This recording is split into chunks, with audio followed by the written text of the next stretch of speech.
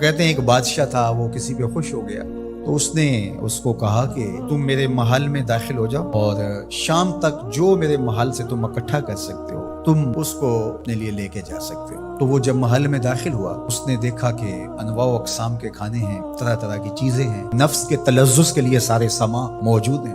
تو وہ گیا اور اس نے انواع و اقسام کے کھانے کھائے اور ایک گاؤں تکیے سے ٹیک لگا کے ان نظاروں کو دیکھنے لگا۔ ایسی مستی چڑھی کہ آنکھ لگ گئی۔ اچانک اس کو دربان نے اٹھایا اور کہا کہ تیرے جانے کا وقت ہو گیا۔ اب جب وہ واپس نکل رہا تھا تو حسرت سے روتے ہوئے جا رہا تھا اور ایک دوسرے شخص کو داخل کیا تو اس نے ان لذت انگیز چیزوں کی طرف توجہ نہیں کیا، سب سے قیمتی چیزیں وہاں سے اٹھائیں اور جھولی بھری اور اپنے وقت مقررہ پر وہ واپس ہوا۔ اب اس دنیا کے محلے میں اترے ہیں، یہاں سے عیش و عشرت کر کے جب اچانک موت کا فرشتہ کہے گا تیرا وقت ختم ہو گیا، آجا، اور پھر خالی ہاتھ ہوگا، پاس کچھ بھی نہیں ہوگا۔ لیکن جو اللہ کے بندے ہیں وہ کہتے ہیں کہ یہ تو آخرت کو جمع کرنے کی کھیتی ہے۔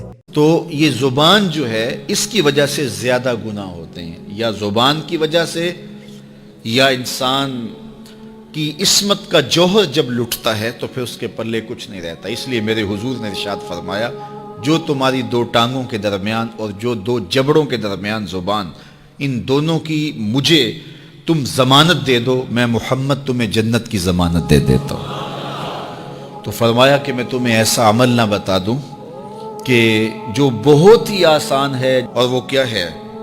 الصمت، خاموشی، وحسن الخلق، اور دوسری بات اچھے اخلاق، رویوں کی خوبصورتی۔ کسی سے ملو تو ہنس کے ملو، کسی سے بات کرو تو لہجے میں نرمی ہو، کسی کی عزت آبرو کا خیال رکھو، بڑے کا احترام کرو، چھوٹے پر شفقت کرو، مخلوق خدا پر رحم کرو، اللہ کی مخلوق پر شفقت سے پیش آؤ، رسول کریم کی امت پر رحم کرو۔ تو یہ ایسا عمل ہے جس پر کوئی مل بھی نہیں لگتا، قیمت بھی نہیں لگتی، بدن بھی نہیں تھکتا، لیکن نامہ اعمال نیکیوں سے بھر جاتا ہے۔ قیامت کے دن نامہ اعمال پر سب سے وزنی جو عمل ہوگا وہ حسن خلق ہوگا۔